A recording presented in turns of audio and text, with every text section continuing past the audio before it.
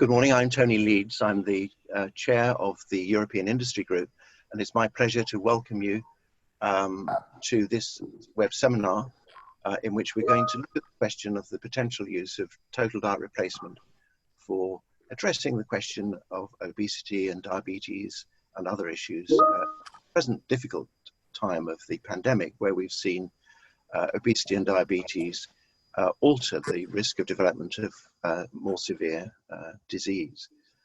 Next slide, please.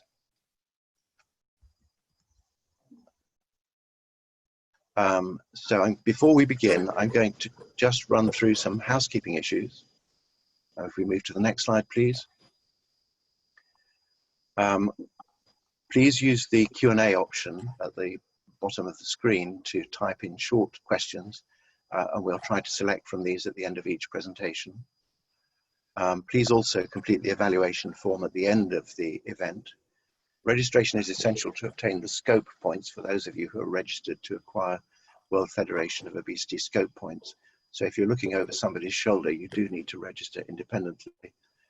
We also aim to make the talks available afterwards, probably within 2 or 3 working days after the event. Move on to the next one, please. We're very fortunate this morning to have a panel of experts who have all been involved in obesity research over the years. Carel le Roux from University College Dublin, who's had major involvements in a number of big trials, but is also a leading individual in relation to the educational programs run by the World Federation of Obesity. Mike Lean, who's going to talk to us in a moment about the direct diabetes remission trial. Henning Bliddal from Frederiksberg Hospital in Copenhagen will talk to us about osteoarthritis in the elderly, in obese elderly. And then finally, Shahrad Taheri is going to present for us the DIADEM study, which looks at diabetes remission in non-European individuals. Let's move on to the next slide, please. So our aim this morning is to highlight the potential for total diet replacement programs to reduce future risk of diabetes and cardiovascular disease, and of course to ameliorate the severity of existing diabetes, and indeed consider the possibility of achieving diabetes remission, to do so quickly, safely and cost effectively, and therefore to offer an option for consideration for the at-risk subgroups in the population who might be at risk of more severe outcomes in this present viral pandemic. Next slide, please. Before we move to the talks, for those of you who are not familiar with this type of intervention, I'm providing some definitions. These, of course, will be on the slide sequences provided to you after the event. Total diet replacement is food which is provided in formulated form for use in energy-restricted diets, where the formulated food replaces the whole of the daily diet. In other words, conventional food is removed.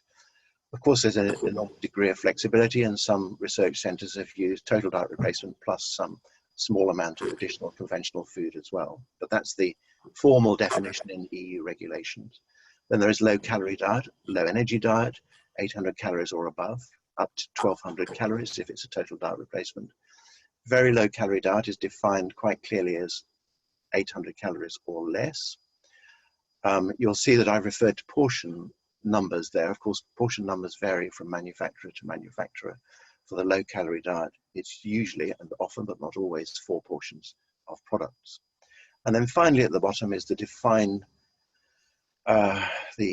definition for meal replacement products, which are designed to replace 1 or 2 meals daily. And there are papers published in the literature which show that it is possible to achieve weight loss more slowly using 1 or 2 meal replacements per day. These products are usually 200 to 250 calories per portion. Next slide, please. How do they work? We may come to discuss this later on, but clearly there's a larger energy deficit of between 1,000 and 2,000 calories per day between what is provided in the diet and the amount that is required. And this compares and contrasts with the deficit that's usually achieved in a conventional reducing diet of 500 to 600 calories. This results in greater rates of weight loss, typically around 1.3 kilograms per week for women, 1.5 kilograms per week for men. But of course, there is enormous variation in how individuals respond to this. So these are the middle of the range values.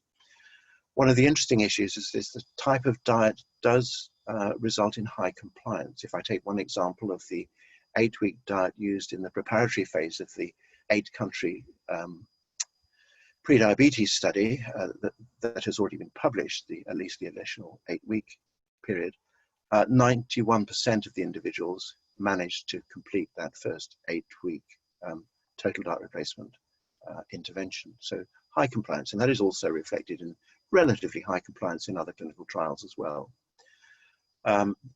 We know from a number of trials that good initial weight losses tend to predict better outcomes later on at 1 year and later. Others will comment on this. Years and years ago, the American Dietetics Association acknowledged the fact that there was a place for formula diet products in facilitating portion control, particularly for individuals who have a problem with portion control.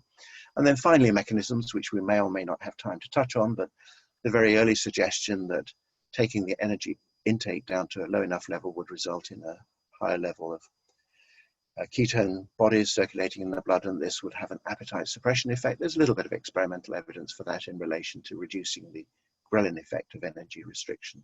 We may or may not have time to talk about that. So we move on to the next slide, please. Nutrient composition is defined within regulations, and at the moment, the values given indicate that the typical products on the market would provide 60 to 80 grams for 600 to 800 calories, which would come out at 0.75 to 1 gram per kilogram. Carbohydrate at the level shown there. Essential fatty acids are defined within the regulations, and micronutrients, 100% for TDR and not less than 30% of the recommended intake for meal replacement products.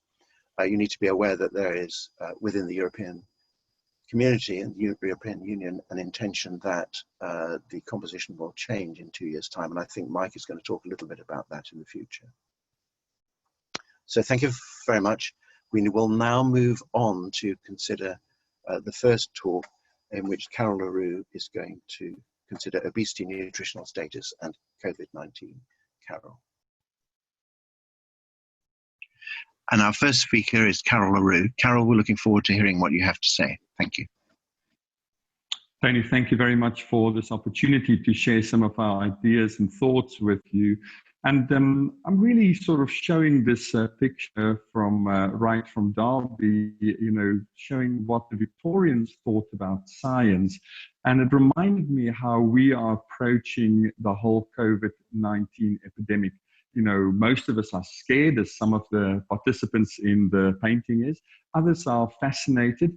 And some of us are trying to shed some light on it, as the little boy on the right hand, trying to show what is the way forward. And I think that's really where we are right now with obesity, nutritional status, and COVID-19. Here are my conflicts of interest, and we work with lots of different companies, nutrition companies, surgical companies, medical companies, because we don't think that obesity is a single disease that will have a silver bullet. But what we are seeing is that obesity is one of the risk factors for patients to develop severe COVID-19. And we can see the other well-known risk factors being age, cardiovascular disease, liver disease. And what we are finding now is that obesity is becoming more important as we discover which patients are at risk of severe complications of COVID-19. Just to illustrate how our thinking has moved on, is initially we were thinking that vitamin D deficiency was also an independent risk factor. But that appears, as more evidence is coming to light, not to be as strong a factor, if at all. But it just shows us how important it is to put hypotheses out there, test them, and also for us to keep an open mind as we progress and learn more about the disease. One of the papers that's really changed my mind about COVID-19 appeared in the New England Journal, showing that, in fact, when we look at the histology of lungs of patients who died with COVID-19, that the pathology appeared to be on the perfusion side, not only the ventilation side. So it's not really the lung parenchyma that is diseased. It really has to do with the microvasculature around the lung and we see this increase in microemboli. And suddenly it makes sense to us when we speak to our intensive care colleagues, and they say it's relatively easy to ventilate patients with COVID-19, but what they are finding is that there's a ventilation perfusion defect. So certainly if we think of COVID-19 as a disease that attacks the microvasculature, then suddenly it starts making sense to us why obesity may also be an independent risk factor, because obesity in its own right, together with the complications of obesity, are well known to attack the microvasculature of organs across the body. So the evidence started emerging from the US when they looked at the patients who had hospitalization because of COVID-19, and they saw that more than 48% of patients had another disease, and the other disease being obesity. So obesity was a very common disease that was diagnosed at the same time, or rather prevalent at the same time, with patients who were hospitalized for COVID-19. The French showed that there's a dose response curve. Looking at those patients who had severe COVID-19 and needed mechanical ventilation, we saw that if we look across the BMI categories, we see a clear dose response, with 85% of patients with BMIs above 35 that needed hospitalization and intensive care treatment. They actually also had to require mechanical ventilation. So we see that it is a common disease in people with COVID-19, but also that there's a clear dose response when we come over to the body mass index and how it increases across the range. So obesity appears to be associated with a higher probability of mortality. This is UK data showing us, of course, that we see that with age, the increase in age is a very important predictor and risk factor for death with COVID-19. But if we go down, highlighted in red here, we see that obesity also appears to be an independent risk factor, together with chronic cardiac disease. And again, I will remind you of that observation in the New England Journal, that it's really the microvasculature that is the bed for pathology in patients with COVID-19 or severe COVID-19. And therefore, it suddenly, again, makes more sense to us to see just this, the strength of this association. Now, looking at obesity as a specific risk factor for COVID-19, also in a Mexican cohort, we see that this combination of obesity with COVID-19 becomes much stronger than obesity in its own right. So evidence that we have now shown from the UK, from France, from the US, from Mexico, so it does not really matter what jurisdiction you find yourself in. There seems to be consistency in the data when it comes to COVID-19 and obesity. So the increasing risk of COVID-19 related to death with increasing BMI was also shown within the UK population. So we can see that those patients with BMIs above 40 really had almost a threefold increase in the risk of death. Now, that's a very significant change, and that allows us to rethink our approach to obesity, not only as a comorbidity that leads to other diseases, but obesity as a disease in its own right with complications. And here we see that COVID-19, together with obesity, has significant complications, including mortality. So let's consider the potential mechanisms why obesity and COVID-19 can lead to more severe outcomes. So we understand the compromised lung function. Many patients living with obesity have a restrictive lung disease because of the increased adipose tissue on the chest wall, but also the combination with sleep apnea that again drives inflammation. Inflammation in its own right is recognized in patients with obesity. And just when we look at the CRPs of our patients, we can very often see CRPs of 5 or 6 in patients with obesity. And when we treat them, we can see how that significantly reduces. So if we have a already compromised state where people have chronic inflammation, we can see how additional inflammation by the virus can really tip the balance. And of course, we know that obesity has additional complications, complications that in their own right are recognized as risk factors for COVID-19 severity. These are, of course, type 2 diabetes, hypertension, and established cardiovascular disease. So really, it's almost like playing cards, and you can end up having a full house if you have obesity and the complications of diabetes, hypertension, and cardiovascular disease, and you then contract COVID-19, you are really in a very difficult situation. So what has been the impact of COVID-19 on everyday life and treatment of people with obesity? First of all, we have to recognize that our entire world has changed, and the way we will practice in the post-COVID-19 world will be significantly different to how we practiced in 2019, for example. Because what we saw during the height of the epidemic is that most of the weight loss programs were either curtailed or stopped altogether. So people who needed help with the disease of obesity or with complications of obesity were not able to access that.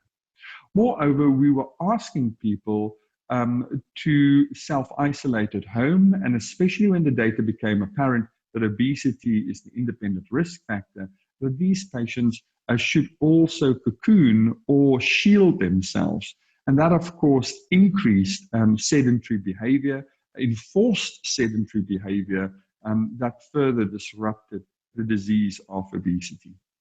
Now, of course, if you are self-isolating at home, very often your choices of food can be restricted. And we heard conflicting reports from patients. Some patients reported that, in fact, it gave them the ability to control their environment because they were far more able to influence what they were doing on a day-to-day basis. But many people reported that the quality of their diet deteriorated. They were not able to go out and shop for fresh food and vegetables, for example, and had to rely on items with a longer shelf life, canned foods that typically also have a higher salt content, higher sugar content very often. So the quality of the diet was significantly influenced. But many of our patients reported this significant psychological impact of the disease. And of course, if you were engaged in psychological support, suddenly that was changed dramatically. So the impact has really been far-reaching, not only for healthcare professionals trying to help people with obesity, but also for people living with obesity themselves. If we summarize, we would say that COVID-19 and obesity, that patients living with obesity do not have an increased risk of contracting SARS, but they do, in fact, seem to have a higher risk. And obesity is one of the most prevalent diseases amongst patients that are hospitalized for COVID-19. And that there is a further increase in risk of complications in those patients who have obesity and COVID-19. So if I summarize, I would say that obesity causes higher risk of complications and adverse outcomes of COVID-19. We also see a higher risk of hospitalization and critical care, and the intensiveness of patients being managed on an intensive care unit. And the current pandemic has highlighted that obesity not only increases the risk of long-term complications, but also increases the risk of acute complications and severe outcomes. And this health crisis that has emerged from the COVID-19 pandemic reinforces the need for making obesity a healthcare priority. Providing access to obesity care will reduce the burden of people living with obesity, health systems, and societies. And this allows us to pause now and to think, how are we going to address the epidemic of obesity in a post-COVID-19 world? We have the ability now to reconsider everything we've done and see where we can make corrections in our course of action to actually help patients better to prevent the complications of obesity as life moves on. So please allow me to thank the team at home doing all the hard work, as well as our international collaborators. And we, of course, use our social media platforms to drive the evidence that obesity is a disease that needs treatment, and obesity is not the fault of the individual, but rather the responsibility of both the individual that suffers with obesity and us as healthcare practitioners. So thank you very much. Thank you very much, Carel. So question, I actually don't see any questions on my panel in front of me at the moment. So in the meantime, could I just ask you, in terms of addressing this, obviously there's an option for looking at short-term changes and long-term changes. Could you suggest what you think public health authorities and national health authorities may now consider in terms of how to address the issues that you've just described? What suggestions would you have to public health authorities? I think we have a lot of new treatments available, being diet approaches, medication, or even surgical approaches that have good evidence base, but also are cost effective. And what we now need to do is to try and match those treatments with patients who have the disease of obesity. Unfortunately, we don't have any predictors yet. We don't have a blood test we can do that can ask, that can guide us to say, this person shouldn't have this diet approach, or this person should have this medication approach. So in our practice, what we do is we offer all the approaches to patients, and we allow patients to guide us as to where they will feel more comfortable. And of course, we find that most patients would like to have the approaches that have good evidence, for example, like diet approaches, but also have very low risk. So that's a very popular choice. But I don't think it's the only choice. And I don't think we need to force people to have one treatment above another. But that's a challenge for our healthcare authorities, because we live in this environment where we can't predict the outcome. But we do know that we can, once patients engage and they are successful, these treatments are very cost effective. Thank you. Do you think the setting for delivery of obesity services is important? Because clearly the specialist secondary care environment will have difficulty in delivering enough to address the whole population problem. And we really have to look perhaps to primary care delivery. What is your opinion on the setting? No doubt that any disease that affects 15 to 25% of the population cannot be addressed in secondary care. It has to be addressed in primary care. And therefore, we have to work very closely with our primary care colleagues. But there's also an opportunity to work with providers outside of traditional primary care. So really coming into the public health space to empower patients to be successful. So therefore, I would have very little problem with us having a cross approach where we have public sector, private sector, and also all different levels of government involved to address this problem. I think we need multiple solutions, to be successful. There's a question that has appeared from Dr. Mohammed Iqbal at the Imperial College Diabetes Center in Abu Dhabi. What is your thinking in terms of starting dietary-based weight loss at these times, particularly as there's a suggestion that calorie restriction will reduce immunity? Would you have a comment on that, please?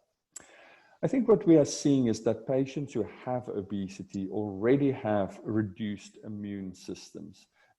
Now, we know, at least from the data so far, that people with obesity are not more likely to contract the disease, but if they have the disease, they are at much higher risk of complications. Now, at present, we don't have any evidence to suggest that if we take people with obesity and we treat them, we can reduce the complications of COVID-19.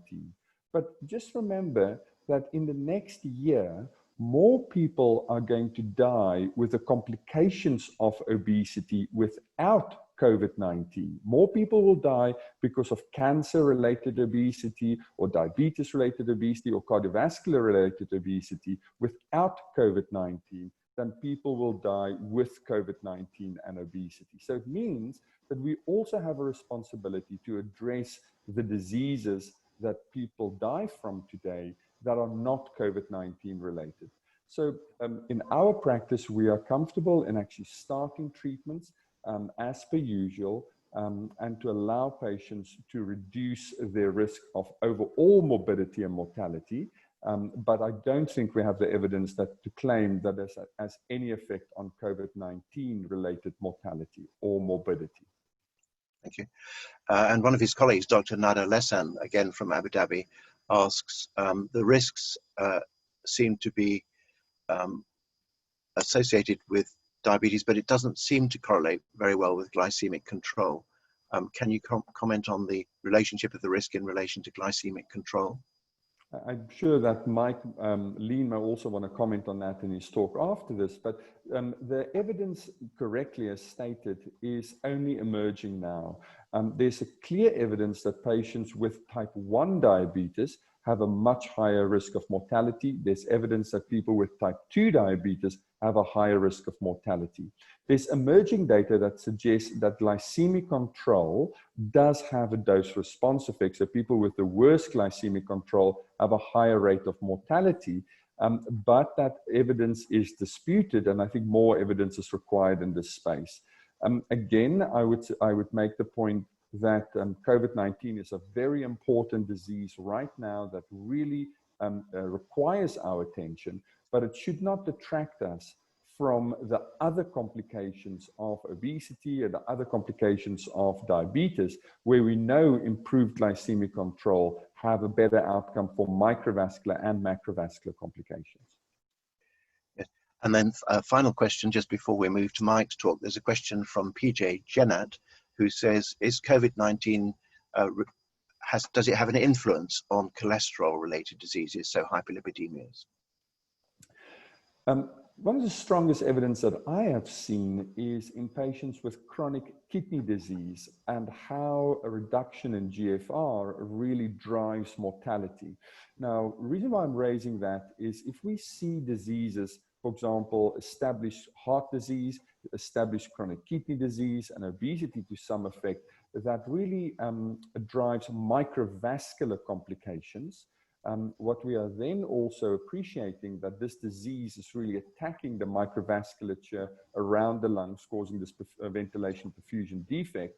Although the evidence is not yet available, I would not be surprised if we also see a association between cholesterol levels and our poorer outcomes. Because again, it is the same part of the same bit of pathology that is addressed by both of those, both the virus as well as the cardiovascular risk factors, such as dyslipidemia. Yeah. Thank you very much indeed. So there will be a further opportunity for delegates and also the panel to ask further questions later on. So let's move on, please, to the presentation by Mike Lean from Glasgow. Mike, I think, is there and will talk to us now. Thank you, Mike. Thank you very much indeed, Tony. And thank you, Carel, for a very clear discussion of the links between COVID-19 and obesity. I'm not going to say a great deal about COVID-19, except to reinforce the point that obesity clearly puts people at risk of more severe and more outcomes of the disease. And it's not just obesity, but it's obesity with the complications of high blood pressure, high glucose, type 2 diabetes, and existing heart disease. So that sort of triad, the metabolic syndrome, has really come into its own here, and not as being more likely to contract the infection, but as more likely to do badly and indeed to die from it. And this has raised right up the priority list the issues around weight management. I'm going to talk to you largely about the DIRECT trial, and I can spread my discussion further at the end. And this was the very first clinical trial ever conducted with the aim of taking people with type 2 diabetes and taking away their diabetes completely so they were no longer diabetic after substantial weight loss. Now we are clicking here and the thing is not moving on. Aha, oh dear. Clicked off. Ah, yes. The next slide here shows my sort of starting point, which you're all very familiar with. Without COVID-19, type 2 diabetes is in fact one of the most tragic and most serious, cruel diseases, which takes away people's lives, it destroys families, with all the major complications listed here that we're all very familiar with. Now, we were taught as students that type 2 diabetes was permanent, it was incurable, treated with tablets, and inevitably progressive. However, since when I was a student, the average age of onset was around 70 years. Most of our patients with type 2 diabetes did not suffer the complications seen on this list. And the big difference that has happened in the last 30 years, 40 years, is that with the obesity epidemic, people are now developing type 2 diabetes, not in their 70s, not even in their 60s, but commonly in their 50s and even 40s and younger. And these people are mostly now developing the complications, and these are very serious, and the complications are untreatable, they're permanent. Just to put this in some perspective, the life expectancy of people with type 2 diabetes is reduced because of these complications, and it is reduced by about 6 or 7 years, even if we give all the best treatments that we have available, the best medications, using guidelines, and these are data from across Europe. They're very similar in individual countries. About 6 or 7 years of life is lost on average by people just because they have diabetes, men and women. And there are a lot of different treatments which we are familiar with. Huge numbers of drugs have been developed to reduce blood glucose, to reduce hemoglobin A1C. They do not improve the life expectancy. That reduction in life expectancy remains more or less the same as it was 30 or 40 years ago. And I'll just put this in perspective again. If you or a member of your family were to develop a disease and you were told it had a 10-year survival of 80%, would you be worried? Well, you might be worried. If it was 60%, you most certainly would be worried. If you were told it was only 50% 10-year survival, you'd be thinking this is a really rather worrying, serious disease. We must take it very seriously. Now, what are these diseases? The first one, 80%, breast cancer. Most people would regard breast cancer as a pretty serious diagnosis, something you take seriously. The second one, non-Hodgkin's lymphoma. These data come from Cancer Research UK.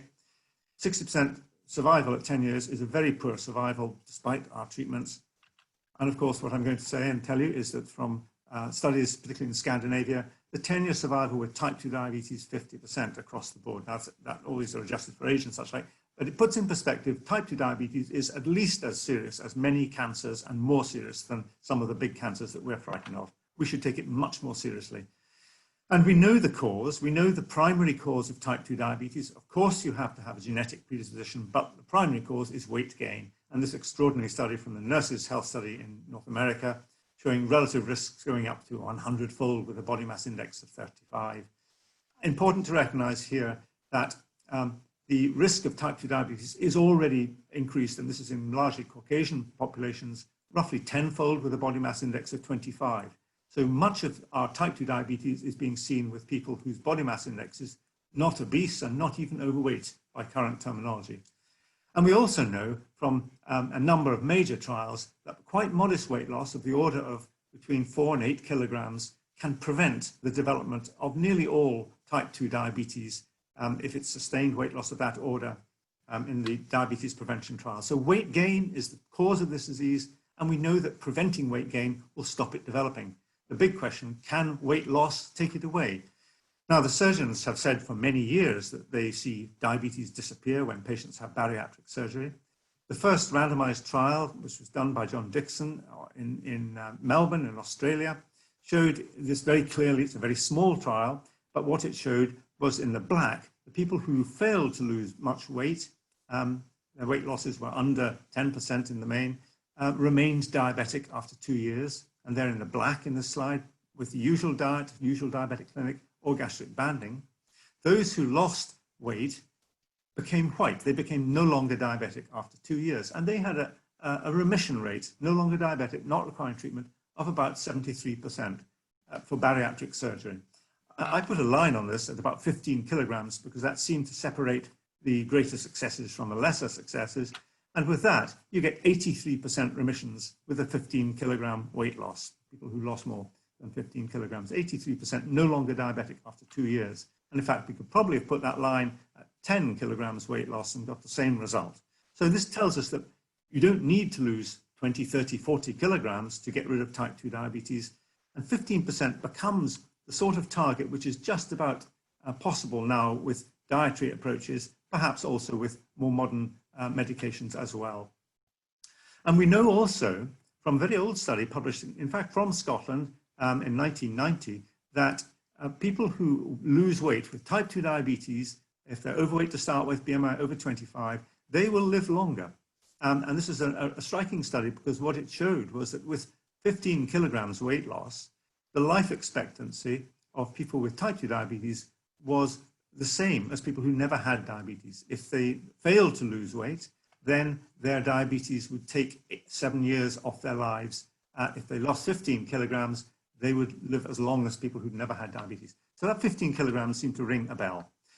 Based on these figures, we established the diabetes remission clinical trial, the first ever to attempt remission of type 2 diabetes as its primary outcome.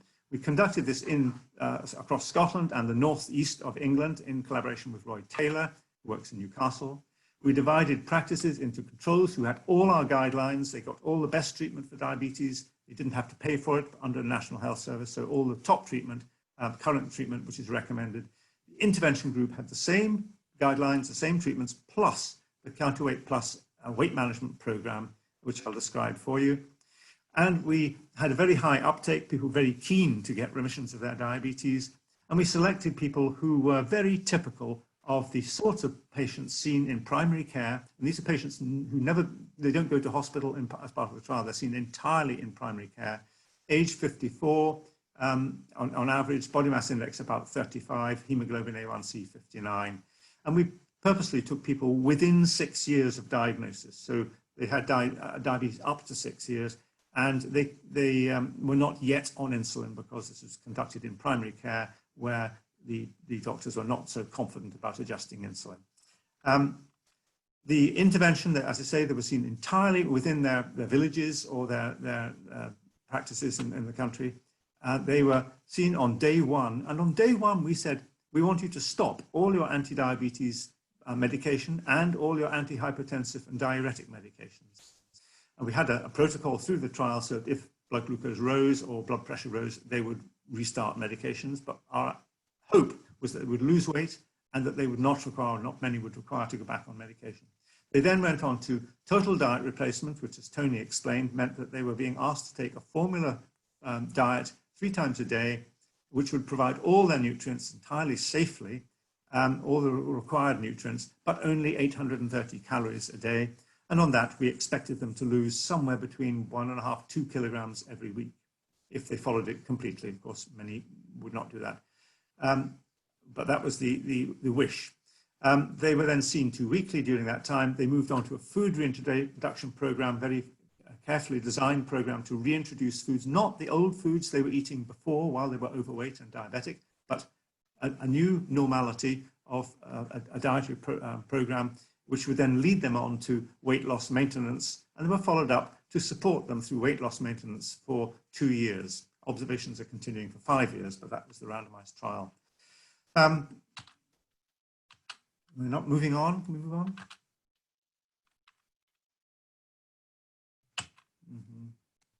Thank you.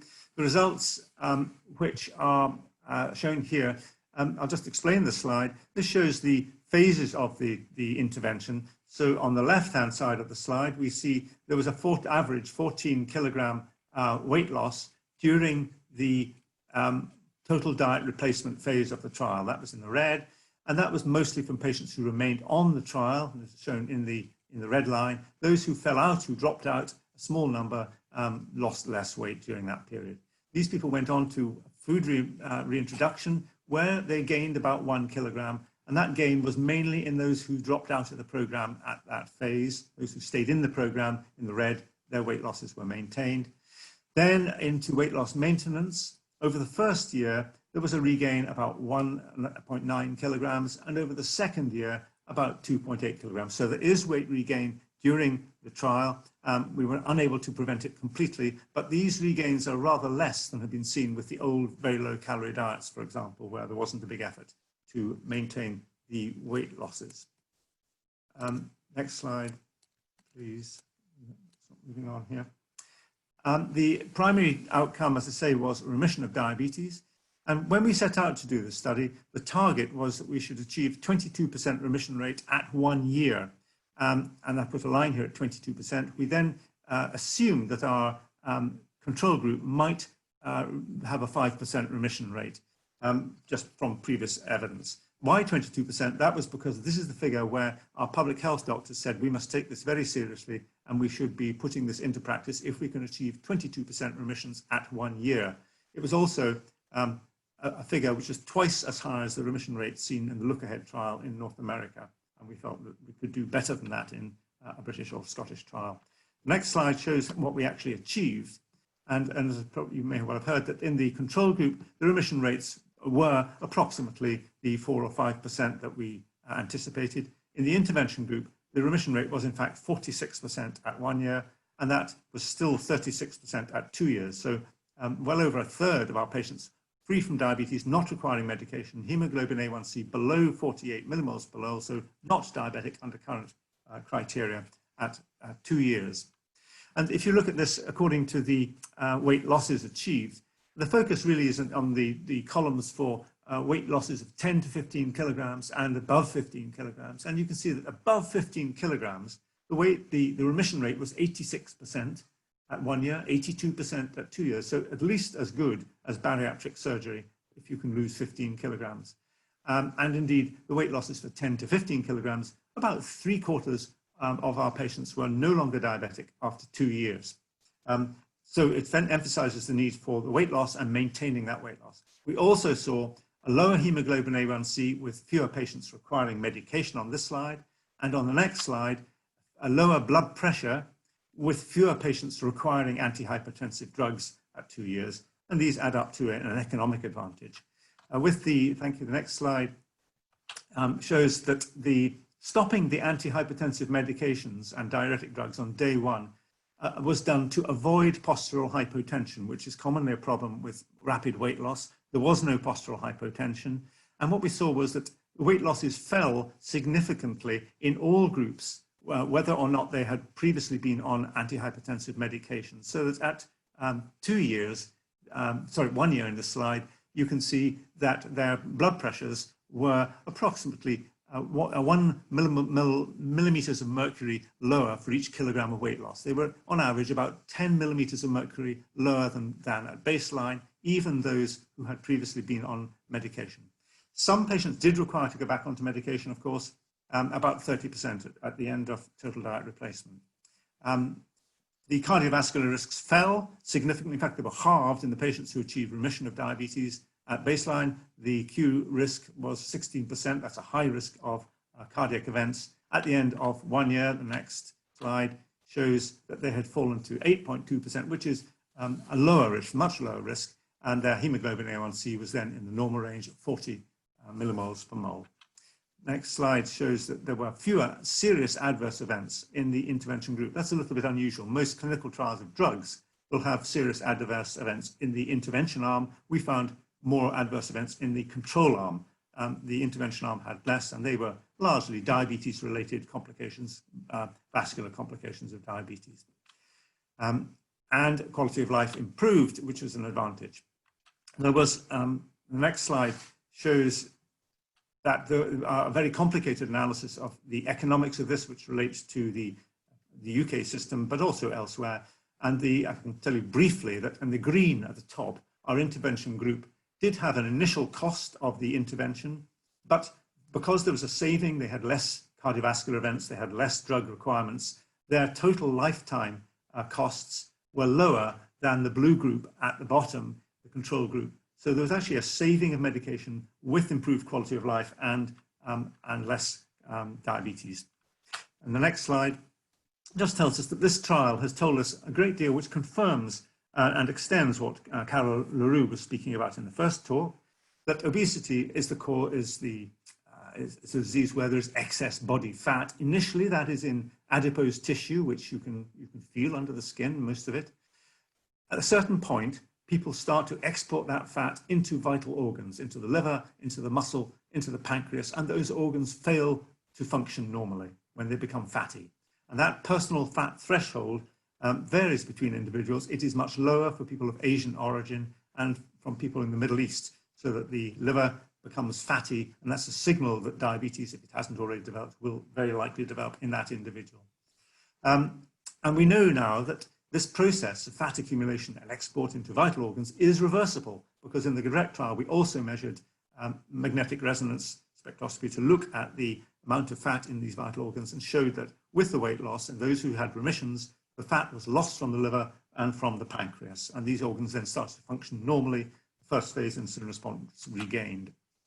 I won't read through the slide in detail, but I'll just say that across the world, particularly in the UK where we've done this study, but now in many other countries, populations are demanding a remission from their type 2 diabetes. Diabetes organizations are having to work with healthcare provision to actually provide services, and we are involved in a number of other clinical trials across the world, including discussions which you're going to hear about from Qatar later.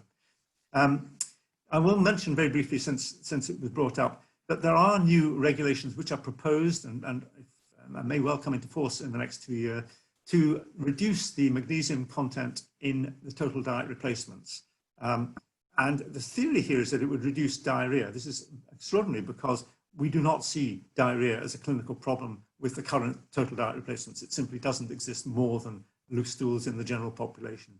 And importantly, magnesium, of course, is a protective agent against type 2 diabetes. So to reduce the magnesium content would be a very mistaken move. There are suggestions that essential fatty acids should be increased to reduce heart disease. Well, we're already doing a pretty good job at reducing heart disease. And the problem with essential fatty acids is that they have a bad taste and the product can become rancid. And as we've heard from Carol earlier, it's the ability to actually adhere to the program for long enough which matters. If it doesn't taste good, that's a problem. Suggestions that protein content should be increased. We have no problem with the amount of weight loss being achieved using current recommendations, which are all extremely good, as I've described to you.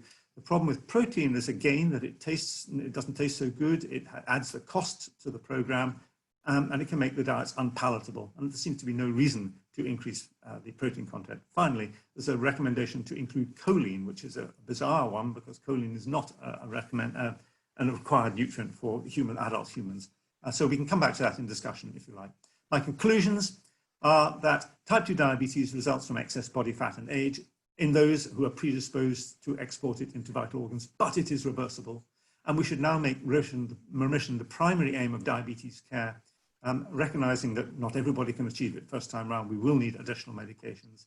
And I think we should be then making it an ethical issue that we do not offer any kind of drug or other intervention for type 2 diabetes or for obesity without offering the very best diet that we can. And I think we've gone some way towards showing what that is. And finally, I just would like to say thank you. And the next slide should be, I don't need to go into this slide. Next one, please. I don't need to go into that at this juncture. This again is relating to the recommendations. There's an expression in English, if it ain't broke, don't replace it. Can we move on to just the thank you slide? Last slide, please. That's it. Gone back. There we are. Simply want to say thank you to my team, who have been working extremely hard, way beyond the call of duty or requirement or even what they're paid. And to thank particularly the donors. This work was entirely done on charitable donations to Diabetes UK, a charity which speaks for people with diabetes and puts them in contact with the professionals who want to help them. Thank you very much indeed. Thank you very much. That has generated a number of questions which are interesting. One of them is from Faten Bayado, who says, do you think the speed of losing the 15% of excess weight to achieve remission matters, whether it's lost over a month or over 3 to 4 months? Yes, I'm not going to give a simple answer to that. If you ask the patients what they want, they will say they'd like to get this done quickly. They'd like the rapid weight loss. And when we have compared patients, we've offered them a more rapid approach using total diet replacement with a food-based approach. They almost all elect to go down the total diet replacement. There are some who say, no, I prefer to do this very, very slowly. Most patients find it difficult to go out, keep this going for longer. And so getting on with it gets a better result. And we are now seeing repeatedly in all the studies that more rapid weight loss brings better long-term results. Thank you. There's also a question about age. What was the age of participants in the direct trial? The average age was 54, which is typical. It's about the average age of onset, being about 51 in Scotland. So 54 is the average for people who had diabetes for about 3 years. There's no reason why this wouldn't work in substantially older people. We focused on the younger ones because that's where the greatest burden of pathology is. But I don't think there's any particular age band that we would focus on.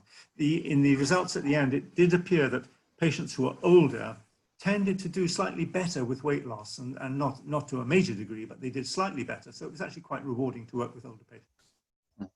And the second part of that question was, in fact, can this be provided to anyone over 75?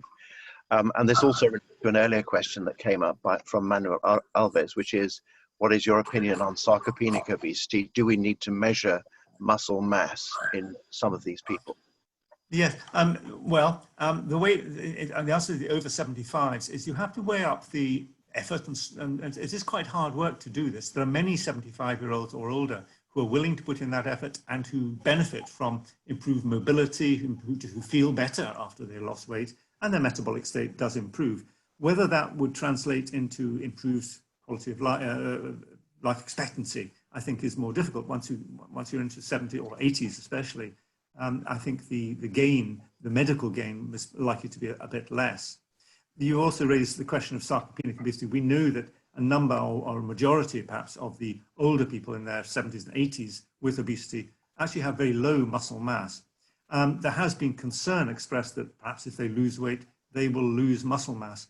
That only happens if they're inactive. And what we find is that people who are able to lose weight are able to maintain their physical activity rather better. And I think it's important to recognize that during any weight management trial, we do also always recommend that patients maintain physical activity as long as they can, and then begin to increase it after they've lost weight. And that should protect the muscle, in fact, even increase muscle mass in the older patients. And that's been seen, that was actually seen in the look-ahead trial, where they found that there was, in fact, a gain in muscle mass in patients who did quite modest physical activity to promote that. Okay, there's a question about magnesium, which we'll take in the general discussion, but from Elizabeth Beltran-Lopez, are these shakes high in protein, low in carbohydrates, and so on? What are your thoughts on the low carbohydrate diets? I had a slide on low carbohydrate diets. There have been multiple meta-analyses on low carbohydrate diets, and we've just completed another one with one of my colleagues, which all show there is no difference in outcomes whether you use low carbohydrate or high carbohydrate. There is no difference. Now that's in randomized trials where you randomly allocate one diet or the other to people, and there is simply no difference in terms of weight loss, in terms of diabetes control, in terms of blood pressure or lipids. There is no difference.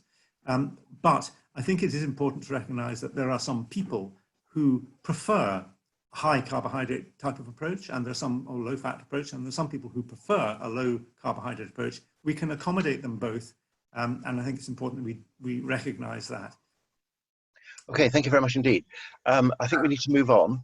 There are one or two other questions which we'll take in the panel discussion. So we move on now to Henning Bliddal's presentation on older people with obesity and osteoarthritis. And this is entirely and very particularly appropriate at the present time because, of course, certainly in the UK and I'm sure elsewhere, what we're going to see is delays to the availability of knee replacements and hip replacements. So there are going to be an awful lot of people who are going to be waiting a very long time. And of course, osteoarthritis is common among our older populations and often overlaps with diabetes. So Henning, please. Thank you. Thank you so much, Tony, and thank you for the being able to participate in this very interesting lecture, actually, both from Carel and Mike. Wonderful presentations, thank you. I'll try to come in. Where does this work? Yeah. I tried to go through with you some of the interesting facts that we've learned over the years working with elderly obese people at the same time having osteoarthritis of the knee. And I'll just, with this disclosure, tell you that much of the study I go through has been sponsored in part by the Cambridge Weight Plan. This is the session outline, and first a bit about osteoarthritis. Some of you will be very familiar with it, some other, but bear with me, I'll just go through a few points of this, then talk of the connection between obesity and osteoarthritis, and in the end, go through our results with the weight loss trials in this group. We all know that age is paralleled by troubles from here and there, and joint troubles indeed will increase with age, as you can see. And the red bars in this slide will show you the dependency on other people that increases dramatically when you get well, over 85 years, as you can see. But more or less half of us in the elderly group will have joint troubles. When you ask people which joints this is about, it's the knee. The knee is a very social instrument, and beware that the knee will take you around in the world. In this case, you can see that much of the trouble people complain about will be the knees. So it's an important instrument to all of us at that age. Osteoarthritis symptoms are pain and stiffness and loss of function. And this will not depend totally, but be somewhat correlated to the degree of osteoarthritis as seen on the x-rays. And we grade the osteoarthritis from the x-ray to 1, 2, and 3, and grade 4 will be what we call joint death, more or less, because this is end-stage osteoarthritis where you have very severe changes. And on the left, on this panel, you can see a grade 4 change in the knee with bow-legged appearance and the cartilage more or less worn down in the medial compartment of both knees. It's quite common to have this, and 10% of the population above 55 years old have a wish for treatment of knee trouble. Most of the studies you'll see dealing with osteoarthritis go into the grade 2 and 3 participants, but in our case, I'll show you some data with all grades being able to participate. Now, what happens with osteoarthritis? You can get a quick look on this. This is taken from an overview in the Lancet a couple of years ago, and you'll have the reference with the next slide. But you can see that the healthy joint is depending on cartilage, sound layer of cartilage, above a good and well-functioning bone near to the cartilage, and a very thin synovial tissue feeding all the joints. What happens with osteoarthritis is that all this will change. As you can see, it's not only the cartilage being worn down, but also changes appear in the bone near to the joint, in the synovial tissue, and even not on this slide, with all other soft tissues around the joint. And if an interesting point with the symptoms of osteoarthritis is that there are no nerves or at that blood vessels in the cartilage. So something else must be causing the damage. And we know now that much of the symptoms you have with osteoarthritis stem from the inflammation accompanying this process. So it's a biochemically active environment, and it's all attacking the cartilage in the end. Here you see an MRI scan of a knee seen from the lateral aspect.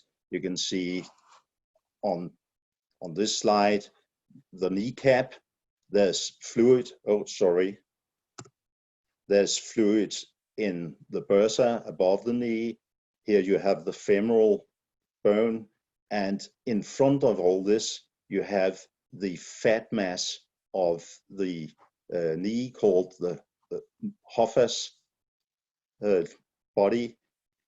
If you put contrast into this, it has been given the gadolinium contrast, and repeat the MRI scan, you can see that the synovial lining of the bursa is enhancing, which is in fact a sign of inflammation, and also the Hoffa body is enhancing. So much of this is inflammation, and 85% it seems of the correlation is between the inflammation in the Hoffa body and the degree of pain reported by the patient.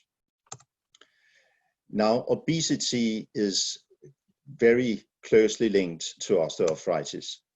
And this is a British study, epidemiological study, trying to figure out what is the risk of having end-stage osteoarthritis when seen in a connection with BMI. And both this and data from the States show us that the risk of acquiring knee osteoarthritis increases dramatically if you go into the overweight and obese BMIs. And you can see here that it's almost exponential towards the end. This is quite parallel to the experiences we have from the outpatients clinics at the hospitals. The knee OA increases dramatically with obesity. An interesting point I'll just draw your attention to is that we have data pointing at a risk for OA also in non-weight bearing joints. That is, the hand OA will increase also with obesity. So some other factors than the mere weight will have to be there. And we know that the obese tissue will be quite active,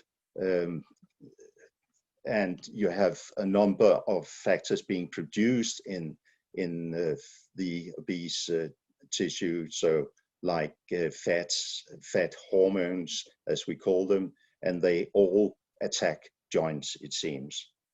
There's no proof of this, but pretty much circumstantial evidence from a lot of studies, as you can see.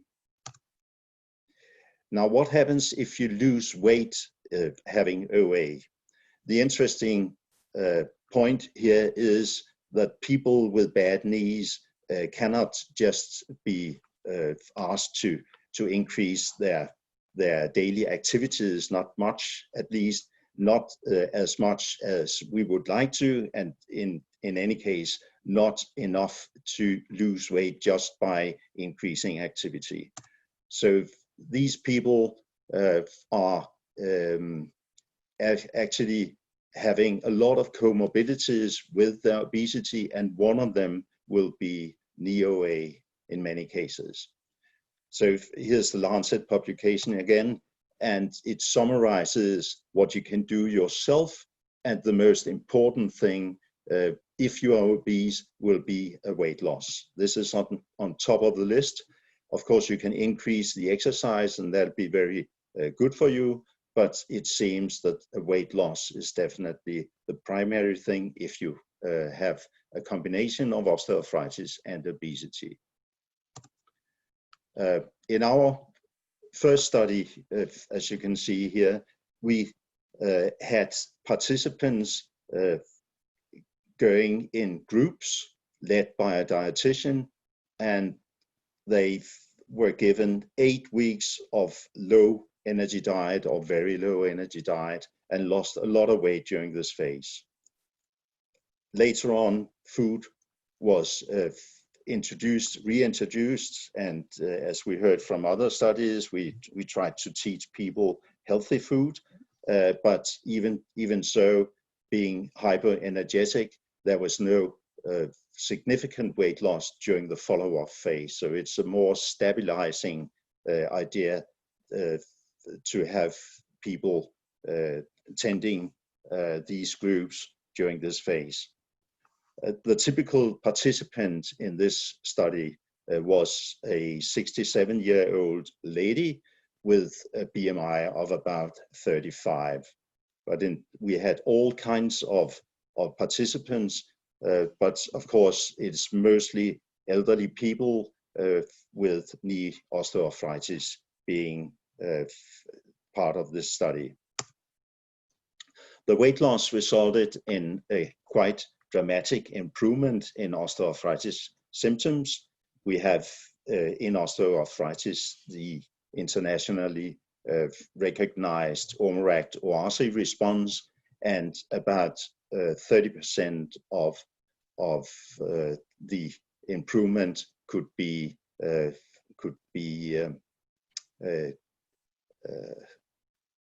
related to the weight loss of 10%. So 2 out of 3 gained a significant response to this program.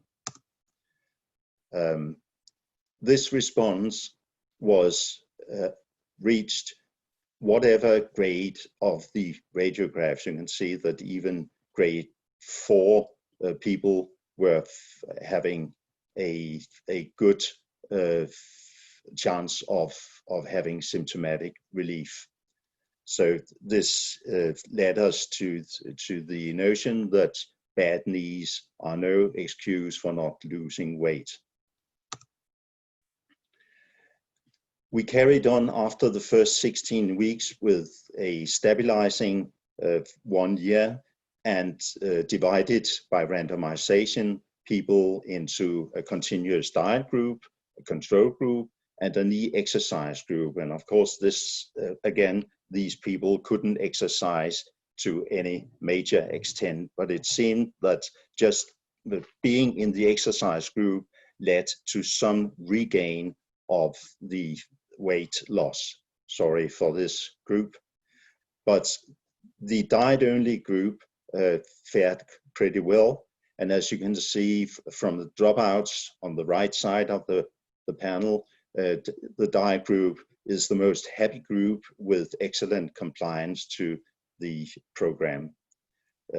Dropouts were seen with controls and exercise more often. What happened to the body composition during this phase? And this is the title of the talk, I guess. You can see that the vitamin D increases dramatically.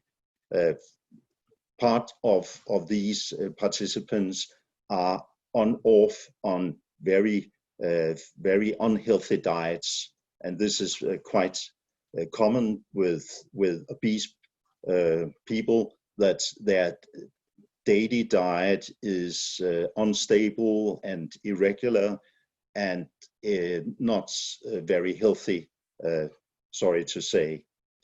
In our hands, you could reach this weight loss with a very little loss of lean body mass. As you can see, only a few percentage lost.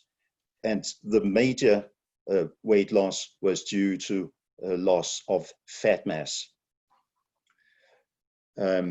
If we concentrate on the vitamin D, you can see that at the onset, at baseline, about half of the patients were vitamin D deficient, with a vitamin D level of below 50 at baseline. And this changed quite a lot during the 16-week weight loss program, that we saw an increase in vitamin D, and the number being below the reference range decreased quite a lot.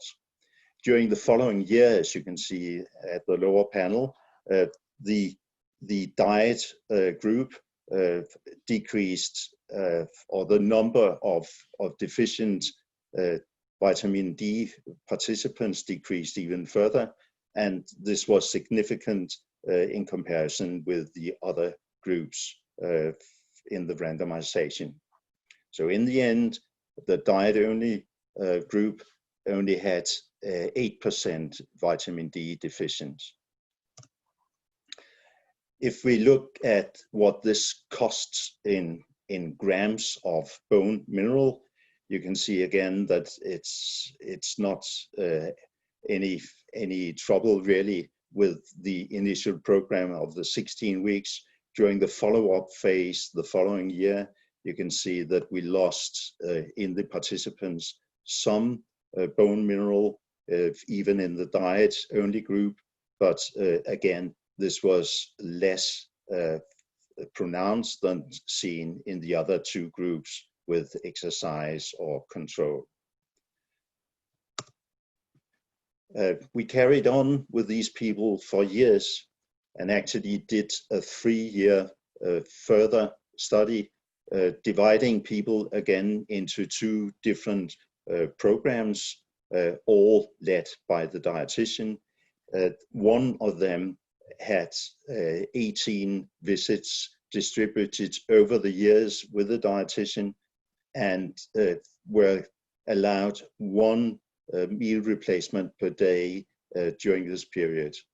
The other group, as you can see, yo-yoed a bit with their weight, and they were given the same amount of diet replacements, the same amount of visits to the dietitian, but this was concentrated for periods of 5 weeks every 4 months.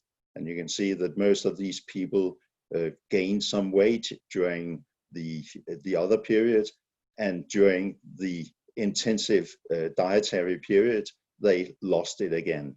And in the end, there was no significant difference between the baseline weight for this program and the end weight in the, should we say, the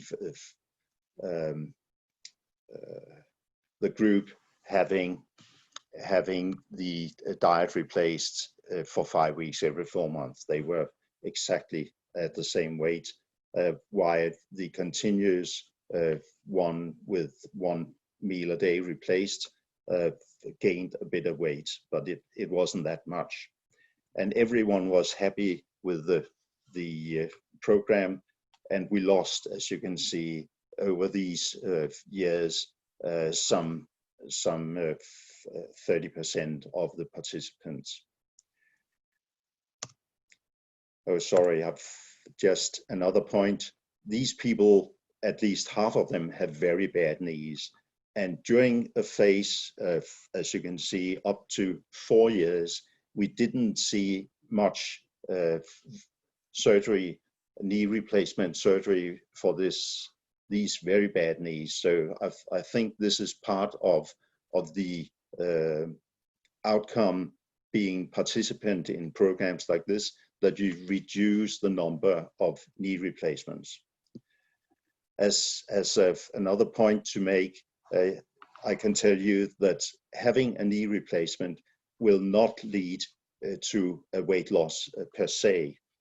In fact, people will gain a bit weight after knee replacement on average, and I think that this may be explained by the lack of knee pain, which again leads people to overeating a bit more than they used to. Also, in this material, we did the Q risk, as mentioned by Mike just a moment ago. And as you can see, the chronologic age was 63 at baseline. And sorry for, again, the typical participant ended up being 67 years. But you can see that during the weight loss program, people actually chronologically got older, but by the Q risk, heart age years reduced quite a lot. So they were, with respect to heart age, if you accept the Q risk version of this, you can see that they got quite younger during this program. In conclusion, osteoarthritis of the knee is clearly associated with BMI and age, that is. Weight loss will reduce your risk of knee osteoarthritis, and the weight loss of some 10% will reduce symptoms quite a lot, and this can be obtained whatever the radiographic status of the knee. Finally, weight loss can be obtained with total diet replacement, and during follow-up, in this case up to 4 years, you can stabilize this weight loss. So thank you for attending. Thank you, Tony, again for letting me participate in this. Thank you very much. Thank you for that splendid summary. Now we have a number of questions from individuals. One asks, does losing weight fast affect the joint positively or negatively? I suppose they're suggesting, is there a short-term effect on the joint, which may then be ameliorated by increased strength of muscles around the joint and so on? What do we know from clinical practice? Well, I'm sorry to admit that we've had a lot of studies going on these participants, and in the end, they don't become more active at all. We had a small accelerometer placed on their leg and could follow their activity over the 24 hours, and nothing happened. In the end, they were just as inactive as at baseline. So nothing happens to the activity. With respect to whether or not it's good to lose weight fast, it seems that the psychological factor of reaching a good result with this is very important. So people tend to be very happy losing weight fast, and they also adhere to the program better if they can see this fast weight loss. So it doesn't really affect the knee whether or not you lose the weight fast. This is kilo to kilo. You get better, but it's a psychological factor that should be regarded as very important. With the fast losers are more happy, simply. And if I might add a bit, you'll have to know that moving the body will cause a lot of, or will be depending on a muscle contraction over the joint. So if you weigh 100 kilo and must take a step, the muscles around the joint will produce a pressure of at least another 100 kilos on the joint. So in the end, in the joint, you have a pressure of at least twice your body weight.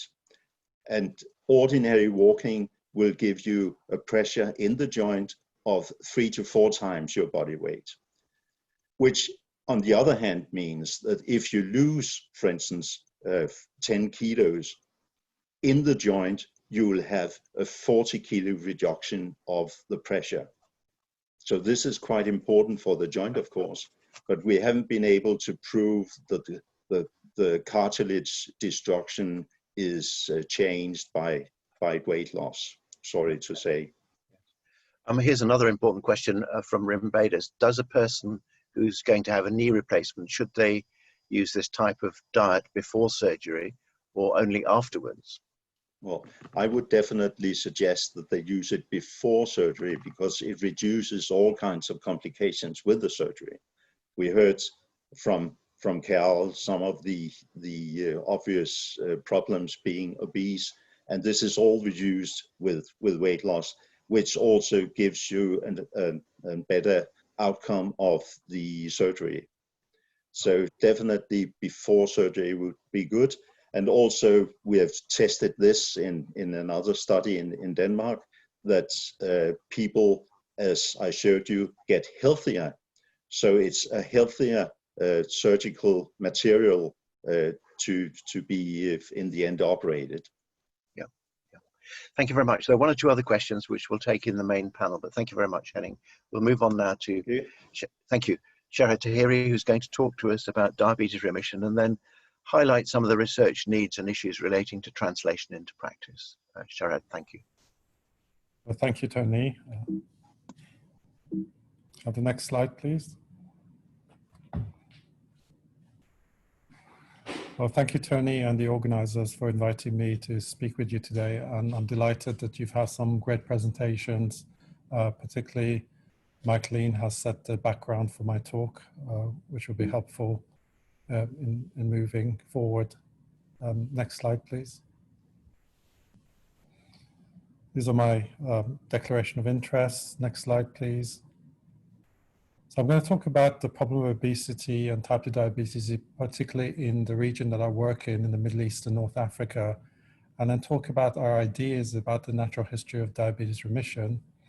I'm going to talk about two studies based on two hypotheses, one carried out in the UK together with colleagues at Imperial College, and another one carried out in Qatar. So Diadem 2 and Diadem 1. And Diadem 2 actually was conducted way before Diadem 1. It's a little bit like Star Wars films. So we did the later films before the early films. So it'll be interesting to see how the thought patterns develop from that. And then talk about some exploratory data regarding factors related to diabetes remission amongst the Diadem 1 cohort, and then finally end with research needs and translation. Next slide, please. So here is the Middle East region, Eastern Mediterranean region, based on data from the International Diabetes Federation. As you can see over the years, it's going from 1980 to 2014. The prevalence of diabetes has really increased in the region, and the region is having a surge of diabetes that will continue moving forward. Next slide, please. And this points out that actually quite a significant percentage of deaths in the region is occurring in people who are age 60 or less from diabetes-related deaths. So many younger people are affected in the region with diabetes, and many of them end up having diabetes complications. Next, please. And the cost is obviously great. So this is looking at 2017. You're going from $20.5 billion US dollars a year to $37.1 billion a year across the region. And this is going to increase even further with the complication of obesity and diabetes, people requiring dialysis and treatments for the diabetes complications. Next slide, please. Here's a region where I am, the Persian Gulf region. You can see the prevalence of obesity is fairly high. So in Qatar here, we've got 72.2% who've got issues with overweight, and about 34% of adults who've got issues with obesity. And it's all reflected across all the countries in the region. Next slide, please. So here's Qatar. It's a peninsula within the Persian Gulf. It's got a population of about 300,000 local inhabitants, and a total of 3 million. The remainder coming from other areas of the world to come here to work. The country is very rich in gas, natural gas, and that has generated development in the country. You can see the extensive development that's occurring in Qatar. And part of that development has been the nutrition transition that's taken the country from traditional foods to additional Western lifestyles and behaviors and additional Western foods that have resulted in the surge in obesity.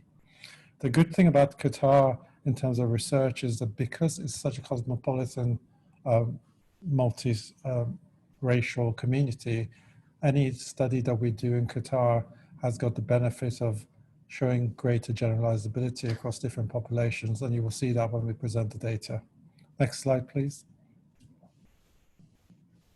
So Qatar ranks 10th in the world for diabetes. About 1 in 5 have got diabetes, and impaired glucose tolerance is also fairly high, about 1 in 5, 17.1%. What's remarkable is that 2/3 of the patients with type 2 diabetes in Qatar are young and are aged less than 50 years old. So it's a specific population that requires attention early on. Next slide, please. So this is the life of a diabetic. So you start with some tablet for diabetes, and then tablet for cholesterol and blood pressure. As years go by, you accumulate tablets and then injections, then finally on insulin and multi-dose insulin regimens. So quality of life for somebody with diabetes is going in a negative direction. You can see the picture in a way that determines what burden people carry with diabetes in terms of their disease. And the view has always been that actually it's a lifelong disease. There's not much we can do. We can give them a little bit of diet and activity advice, but most of our goal is to give them treatment through medications and then treat their complications. But the question we need to ask is type 2 diabetes really permanently lifelong, and does it need to be treated with medications lifelong? Next slide, please. So I'm going to talk about 2 hypotheses that we had. So I'm going to start with hypothesis 2, actually. And our hypothesis 2 was based on this burden of insulin in patients with diabetes. And the question was, what if we take people who are in advanced stage of diabetes or on insulin with reduced quality of life, and can we actually improve their quality of life by getting rid of insulin or reducing their insulin dosage? And this second hypothesis, actually our hypothesis 1, it took a longer time to implement, was that if we take people with early diabetes, can we actually reverse it? Next slide, please. So we had to learn some lessons for bariatric surgery, because bariatric surgery took on the mantle of diabetes remission and achievement of sustained, maintained weight loss. So weight loss, first of all, is a key component of diabetes improvement in bariatric surgery. There are, of course, different mechanisms, but weight loss is the key. And weight loss in bariatric surgery is usually rapid and occurs in the first 3 to 6 months, after which there's a weight loss maintenance phase. And the factors that are related to diabetes remission are younger age, early disease, better control, fewer medication, not taking insulin. So our target group has to be somebody for remission if we're going to look at younger age and early disease and rapid weight loss. Next slide, please. But weight loss does occur from all interventions shown, but the problem is going to be weight maintenance. And this is the strength of bariatric surgery, is that it's demonstrated good weight maintenance, although there is some weight regain over the years. Next slide, please. You can see this systematic review shows that those who use meal replacements and who lose weight rapidly, as you can see here within this short time frame, tend to keep the weight off better. So a weight maintenance approach that uses meal replacements early on could be the beneficial effect that we're seeing. So that's one of the reasons that we chose meal replacements in our studies. Next slide, please. So how do we achieve this weight loss maintenance? We also learned from the DPP and look ahead. So those who attend appointments, which meant that we needed greater number of consultations, greater attention paid to the patients, more patient contact, adhere to calorie restriction, meal replacement, again, important. So we had to build that in, increasing physical activity. As you all know, when people lose weight, their energy expenditure goes down. And this energy expenditure needs to be made up by physical activity. And again, if you look at the Swedish obesity study, the difference in weight maintenance between the control group and the ones who received surgery was about 200 or 300 calories. And that can be made up with physical activity. And again, early weight loss was the key. So in look ahead, those who achieved good weight loss in the first year were able to maintain it at 4 years. Next slide, please. So let's start with hypothesis 2. Can we take people who are advanced diabetes? Again, we weren't talking about diabetes remission. Can we take them and actually see whether we can reduce their insulin burden? So this study was carried out by Adrian Brown, and when I designed it, the idea was to reduce the patient burden. So they're older patients, as you can see, they tend to be mainly white. The HbA1c is not so well controlled, and you can see that the duration of diabetes is about 12 to 13 years. Next slide, please. So you can see very nicely here, this is the top, in terms of weight loss, you can see the top curve is basically great dietetic care. And with great dietetic care, it's possible to achieve and maintain reasonable weight loss. But by having a total diet replacement phase in the first 3 months with gradual meal introduction, it's possible to achieve greater weight loss. But as you can see, at 6 months, when the contact frequency goes down, there's this element of weight regain. So we need to learn from that and ensure that there's this greater contact that allows better maintenance of the weight. You can see that the HbA1c improved greatly. Again, it's greater improvement in the intervention group at 12 months, although this was not significant. But what is key here is these people are taking less insulin. And you can see that in this figure here. You can see the insulin dosage starting from a level of about 70 units a day. You're getting a fairly big reduction in insulin. And about 40% of those in the intention to treat analysis achieved, of completers achieved reduction in insulin enough to get rid of insulin completely. And of course, this was associated with greater quality of life. So we achieved through this, I think it's a very important study, with people with advanced diabetes on insulin, it is possible to take away insulin in a significant group.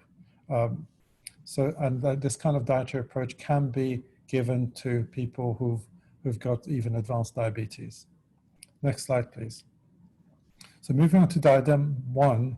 So diadem 1 now wants to do reversal of diabetes. Can we achieve diabetes remission? So to do that, we need to learn from bariatric surgery. So we went with people who were adults between 18 to 50 years old, who had early type 2 diabetes, less than or equal 3 years. They were recruited from primary care, and the intervention occurred in primary care and a community setting. And the intensive lifestyle intervention, and the reason we called it a lifestyle intervention, because it wasn't just a diet, it did really include behavior change. Really, we had a curriculum that really supported the behavior change, and also there was unsupervised physical activity support. So our new philosophy was take younger people, get them to lose a lot of weight early on, maintain it with physical activity if you can, and see whether we can achieve good weight loss and diabetes remission. Next slide, please.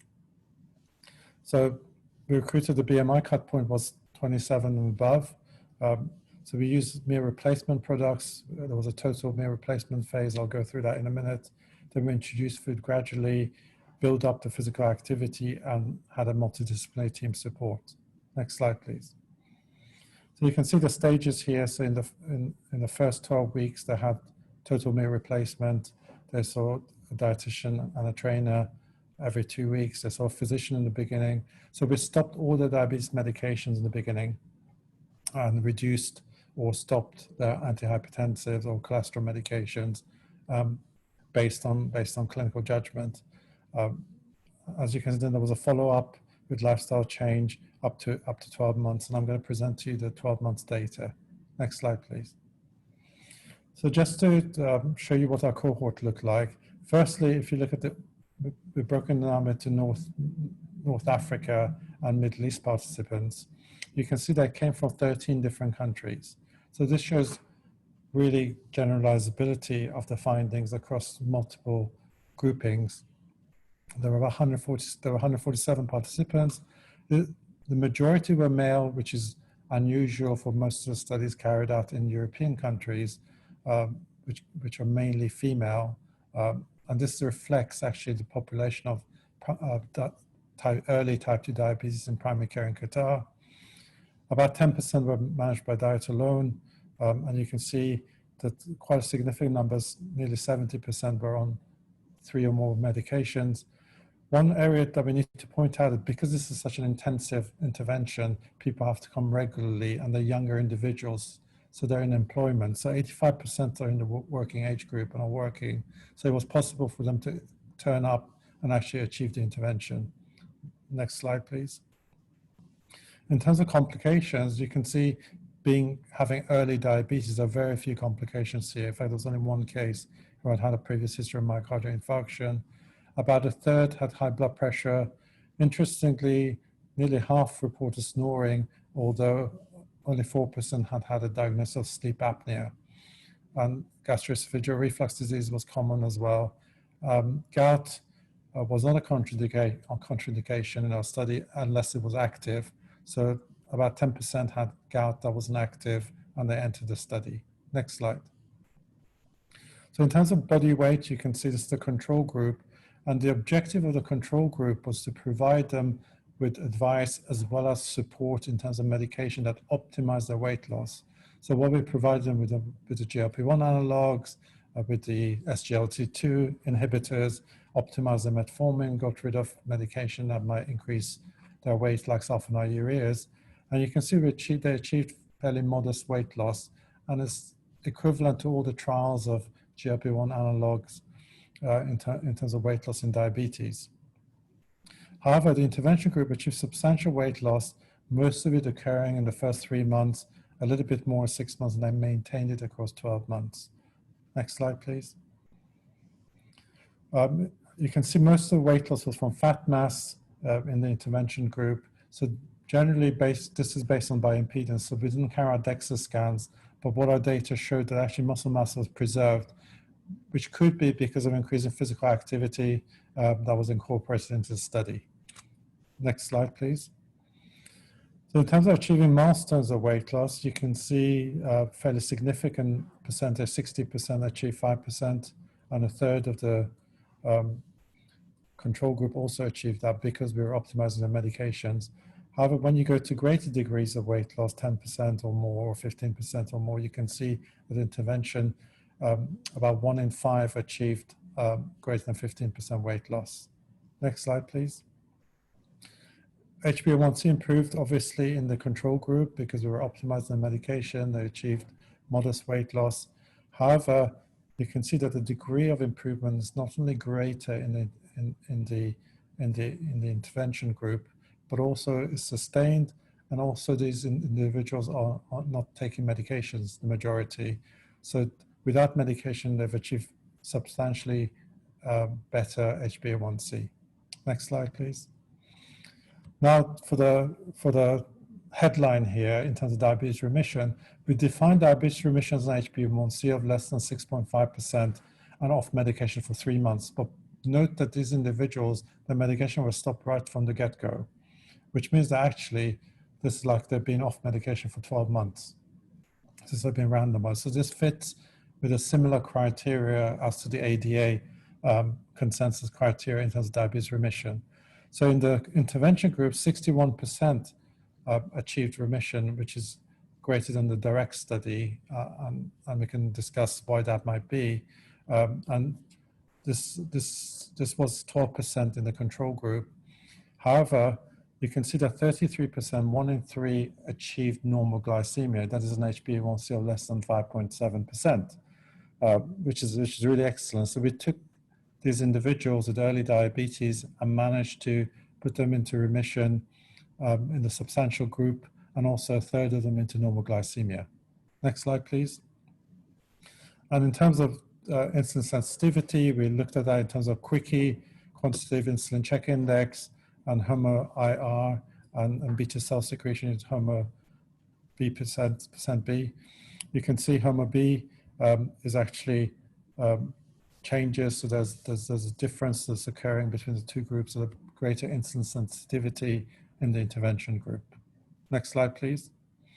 Now we carried out 24-hour continuous glucose monitoring, blinded. As you can see, as you go over time, across every day, you can see how within 3 months, the intensive lifestyle intervention has got fairly flat glucose variability. the glucose variability has gone down, the HbA1c is improved, and glycemic control is so much better. And we were actually really shocked to see this happening so remarkably and to see such an effect. Next slide, please.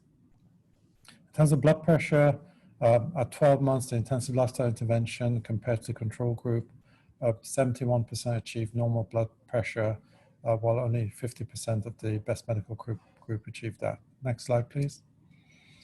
Now, how is our study different from other studies? Let's look at this a little bit in more detail. So we have DIRECT here with the intervention and control. We got the early active study where they took very early diabetes and they put them into diet alone, and diet and physical activity, advice with a dietitian. The look ahead study and the scale diabetes trial using liraglutide, 3 milligrams. First of all, note that 73% are men in a study which is much higher than other studies, and they tend to be younger. And this really is a reflection of what's happening in Qatar. You can see they're almost a decade younger in DIRECT, and compared to early active, where there's early diagnosis of diabetes, you can see it's nearly 20 years younger. So diabetes is really occurring in the region at such a young age. I know that we were choosing them specifically, but it's a reflective of the population here. Much younger age of diabetes than other countries. There were 100% from the MENA region, whereas all the other studies are in white Europeans.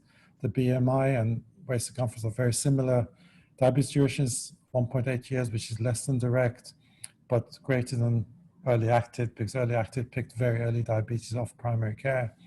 And you can see the HbA1c is better than DIRECT because the early diabetes, but worse than early active because it's a little bit later. Of course, better than the look ahead and scale diabetes. Next slide, please. And this shows it graphically.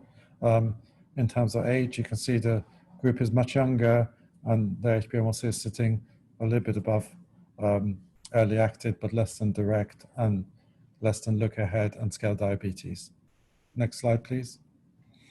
So the question we wanted to ask here is, what is it about who are the responders in terms of those people who lost weight within the intensive lifestyle intervention, who achieved remission, and those who didn't achieve remission?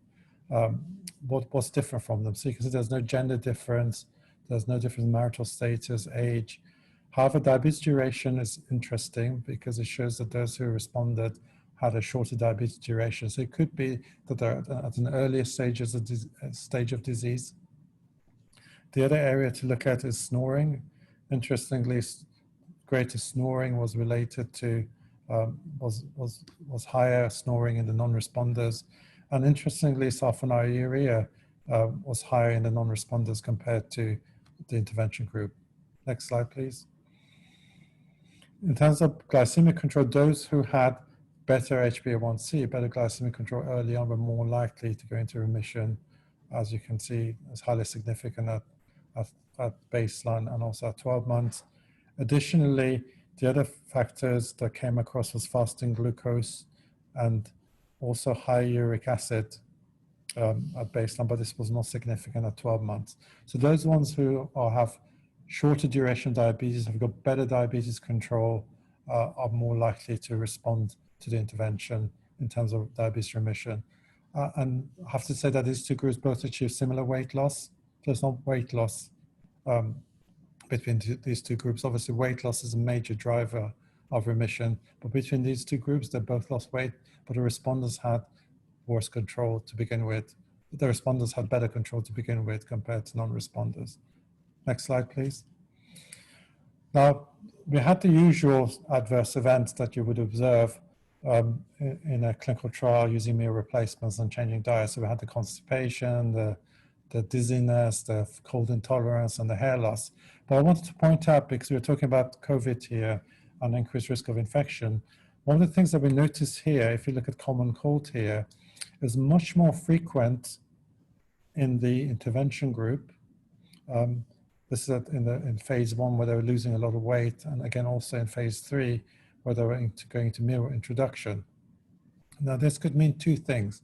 Either the immune function has changed in such a way that actually it's waking up actually is more reactive to infections, and that's why people are reporting more infection. Or it could be that actually there's an effect on the immune system with the intervention and the weight loss that actually makes people more susceptible to upper respiratory tract infection. But we don't really know the answer. Of course, it could be because we see these individuals more often during the early phase because they're seen every 2 weeks compared to the control group. But that does not explain what's happening at phase 3 here and why they're reporting greater number of common colds, because at this stage they're being seen almost the same frequency as the control group. So the jury's out as to what impact this is having in terms of immune function. Next slide, please. So how do we translate this into practice? We've started our diabetes reversal clinics, and it started at the National Obesity Treatment Center in Doha in Qatar. And this is going to expand across Qatar. And Qatar is very lucky because there are these wellness centers within primary care. So these wellness centers have got physicians who can give physical activity on prescription advice. There's a swimming pool, there's a gym. So it's really possible to actually provide the physical activity and physical activity support directly rather than just give people advice like we did in DIADEM 1.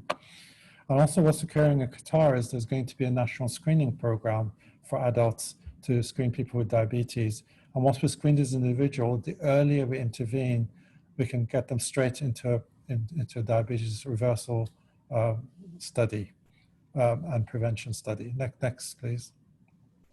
So the research needs of when do we intervene, and based on our observations compared to direct, achieving better remission, but also looking at the literature, the earlier we intervene, we're going to get better outcomes. And we need to really think about, because screening has got such a bad press based on previous data, because the screening was carried out and then the intervention that followed it was usually medication. But can we link our screening with diet and changing lifestyle and getting people into having a better quality of life long term? Are there other dietary approaches that we might use? So we need to look at that. So we just use one particular type of meal replacement, the same as direct. We'll supervise physical activity help. And this is again, will that help maintenance and how we manage maintenance through more frequent contact, whether this is done remotely through using the internet or mobile apps, etc. Next slide, please. So to conclude, diabetes remission is now a reality. It's been shown in the UK now, and it's been shown in Qatar, in the Middle East and North Africa. So we need to really put that into our armamentarium of treating patients with diabetes. We need to rethink type 2 diabetes care and reduce reliance to medication and put remission as our first priority, because this has a significant impact on quality of life for people, and aim to reverse as early as possible. Next slide, please. So I want to thank the DIADEM 1 team, colleagues at Weill Cornell Medicine in Qatar and New York, and Cornell University in New York. Hamad Medical Corporation is the main medical corporation here, together with Primary Healthcare Corporation. So colleagues helped Qatar Diabetes Association. So these are the team who contributed to that. Adrian Brown and Gary Frost for our DIADEM 2 study. Funding was from QNRF and Qatar Foundation. I put this picture especially here. You can see the skeleton here, because when I first started this study, I never thought it would happen, because we talk about direct being the first published study, but actually this study was designed in 2012 and funded in 2013. And it took us a long time to set this up, because we were doing the first major clinical trial of lifestyle in the whole region. We were setting up clinical trial infrastructure in Qatar. We set up the first data and safety monitoring board in Qatar. So I'm glad that I didn't end up being this skeleton now, so I can report the data to you. But actually, the skeleton is a team who worked really hard to make it happen. So thank you for listening. Thank you very much. That was a splendid summary and raises some interesting questions. You referred to physical activity, which in the majority of clinical trials, it's quite difficult to get people to do what we would like them to do. There's also the question of monitoring so that we know exactly what they do. You did monitor physical activity in the DIADEM trial, didn't you? What do you have any comments on the practicalities of doing this and making changes? Yeah, I mean, yes, we did. So we did monitor them. So we're analyzing the data at the moment. But what's really interesting is these individuals are actually quite active already from baseline. So because most of them were working and most of them doing jobs that required moving around. So they were quite active to begin with. So we didn't see a huge change in physical activity. I think we need to think about how we assess physical activity.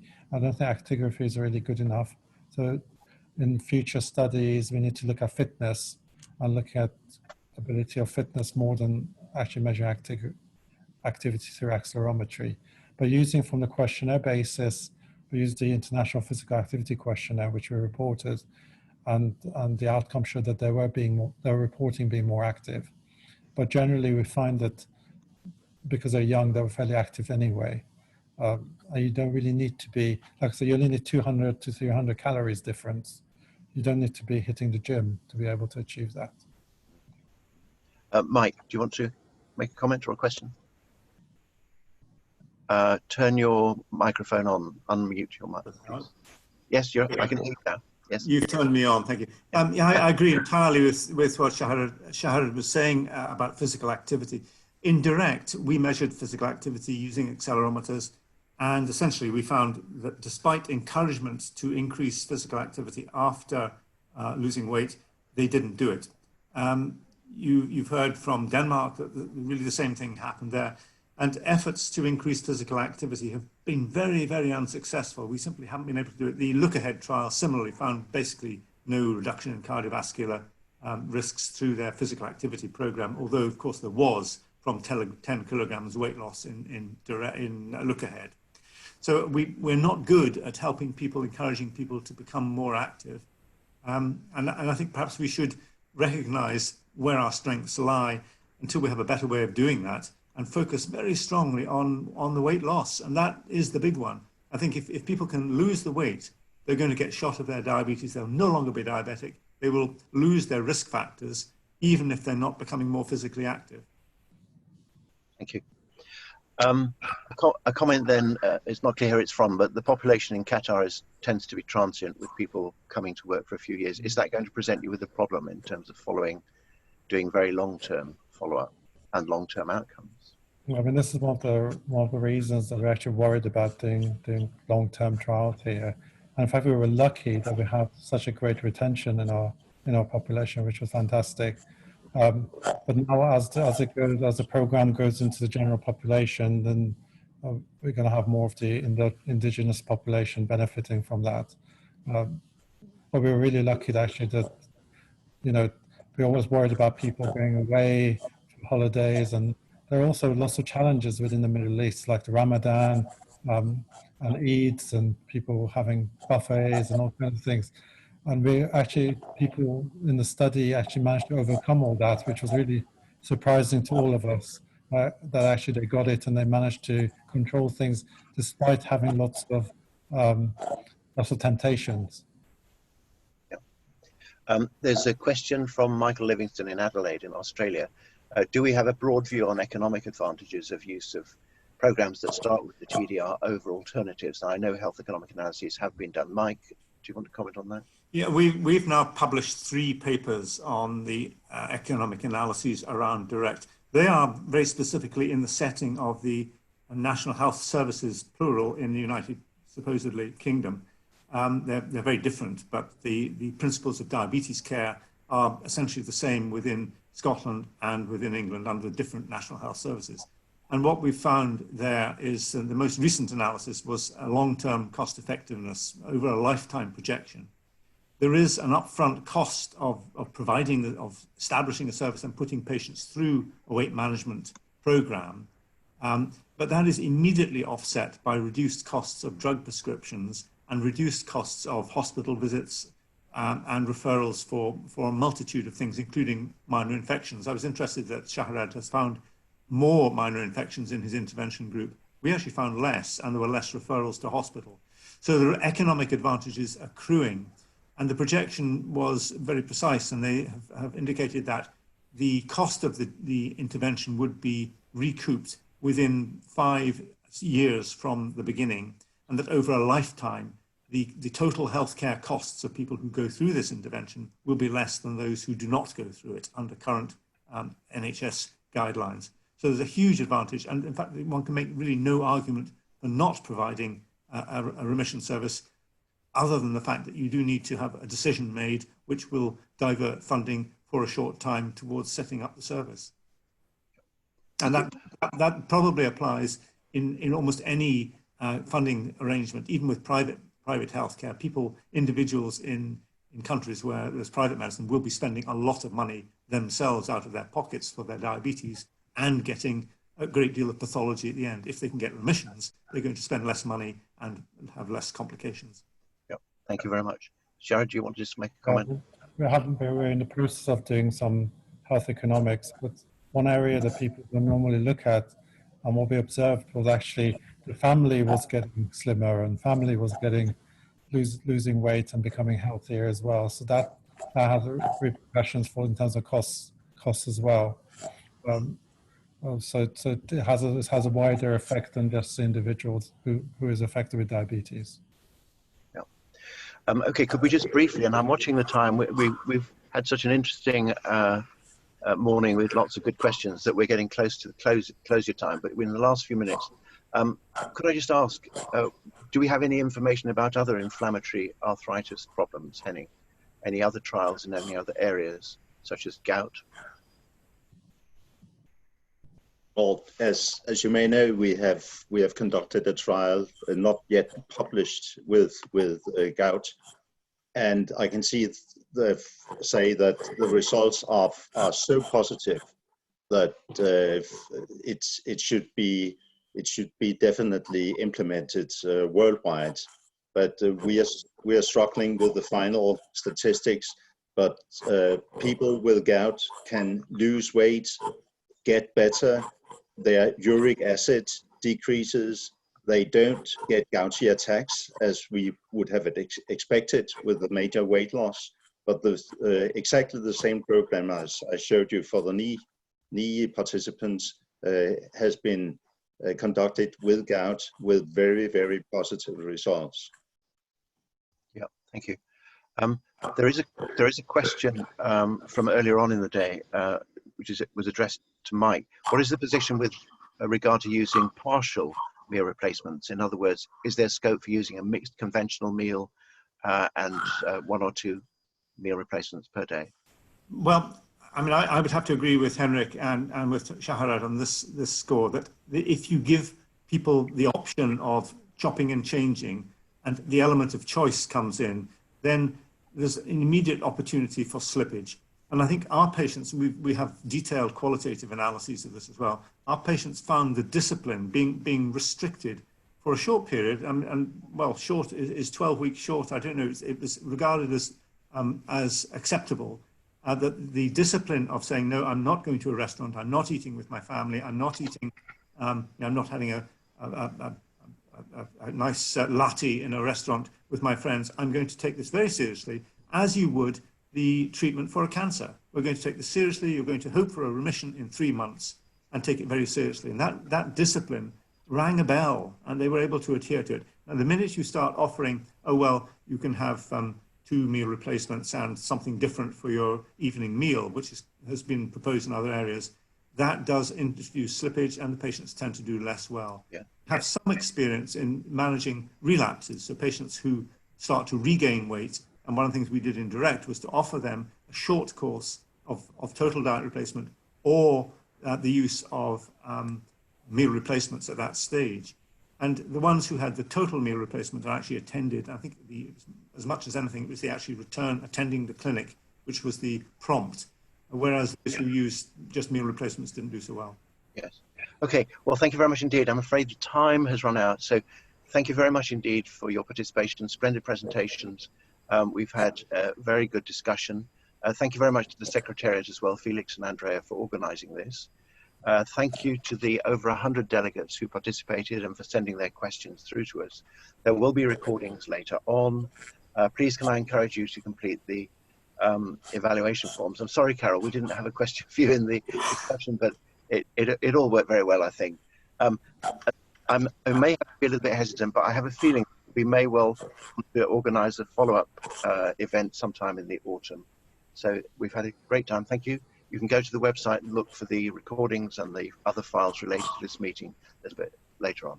Thank you. I wish you a very pleasant summer if you're in the Northern Hemisphere. I know there are people watching from the Southern Hemisphere. For them, I suppose it's a pleasant winter. I wish you well. Thank you very much for your participation. Thank you. Thank you. Bye-bye. Bye. Cheerio. Bye-bye. Right.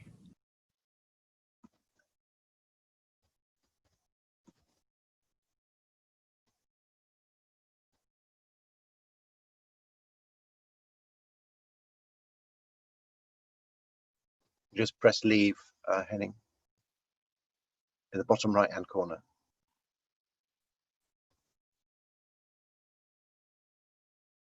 Bottom right. Okay, just press that.